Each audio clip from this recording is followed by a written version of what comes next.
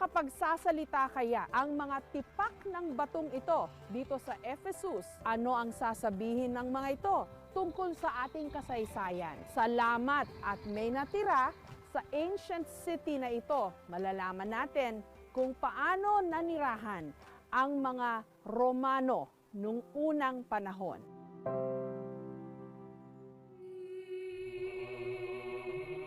Ito na marahil ang isa sa pinakasagradong lugar para sa mga Katoliko dito sa Turkey. Ang bahay ni Mama Mary, kung saan iginugol niya ang mga nalalabi niyang araw sa lupa bago siya umakyat sa langit. 1967, pumunta rito si Pope Paul VI. Siya ang nagdeklara mismo na ito na nga yung bahay ni Mama Mary. Such an honor and a privilege na marating ang lugar na ito. So I think I should kiss the ground. Thank you, sa Holy Spirit name. Pasok tayo. Good morning. Sa loob, pwede kang magdasal.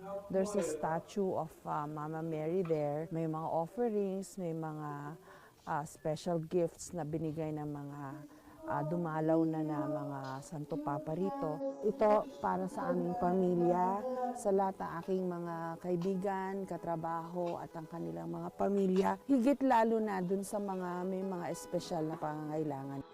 Nakakamangha rin na there is a place like this that is honored, revered, and respected in a Muslim country like Turkey.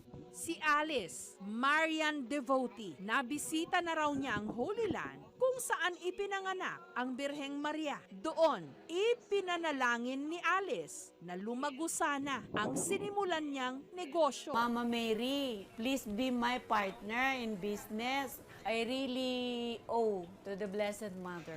Sunod daw siyang nag-pilgrimage sa Our Lady of Guadalupe sa Mexico, kung saan naman ipinagdasal niya ang kanyang kaibigang may cancer. Nung umuwi kami, binisita ko uli siya to give the rosary. Tapos sabi niya, hindi na ako nag-chemo. Pero maganda ng pakiramdam ko. It's really a miraculous intervention. Kaya para magpasalamat, October 2017, binisita niya ang House of Mama Mary sa Turkey. From my heart, gusto ko talagang maiyak. Kasi if it were not her, I am not here. Actually, madaling maintindihan kung bakit dito pinili ni Mama Mary na igugol yung mga huling araw o huling sandali ng kanyang buhay. Kasi napakatahimik po rito. Wala halos mga nakatira sa paligid. Kasi nga itinago siya ni Apostle John dahil nangamba sila para sa kanilang kaligtasan after makrucify ni Jesucristo. Sa ibaba po ng shrine ni Mama Mary, may tatlong spring na may gripo.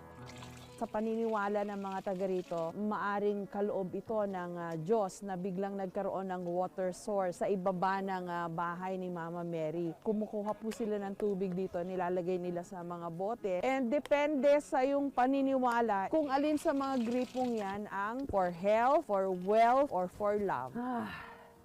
Ang sarap ng tubig. Ang linis ng lasa. Yung halang malamig. Thank you, Mama Mary. Thank you, Lord. Ito yung tinatawag nilang prayer wall, kung saan pwede kang sumulat kay Mama Mary ng iyong prayer intentions. Pag punong-puno na raw ho ito, katulad ngayon, medyo malapit na siyang mapuno, wala ka nang mapaglagyan. Sinusunog daw ho ito, parang offering na rin.